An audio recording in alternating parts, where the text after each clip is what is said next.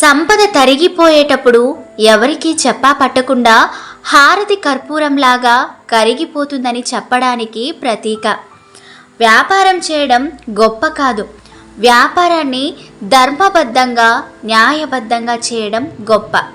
అలాగే సంపాదించే సంపద శాశ్వతం కాదు.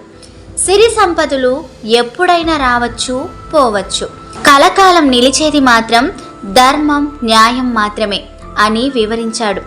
హారతి యొక్క రహస్యం తెలుసుకున్న ఆ యువకుడు తండ్రి దగ్గరికి వెళ్ళి కృతజ్ఞతలు తెలిపాడు. సో ఫ్రెండ్స్, విన్నారు కదా కర్పూర హారతి కథ. మీకు నచ్చిందనే అనుకుంటున్నా. మరొకసారి మర్చిపోయి ఉంటే మన సాహిత్యం ఛానల్ని సబ్స్క్రైబ్ చేసుకొని మీ సొంత కథలని యూట్యూబ్కి తెలియచేయాలి అనుకుంటే 9573456006కి SMS చేయండి. అలా మీరు చెప్పబోయే కథలను ఎప్పుడైనా మన సాహిత్యం ఛానల్లో వినొచ్చు, చూడొచ్చు.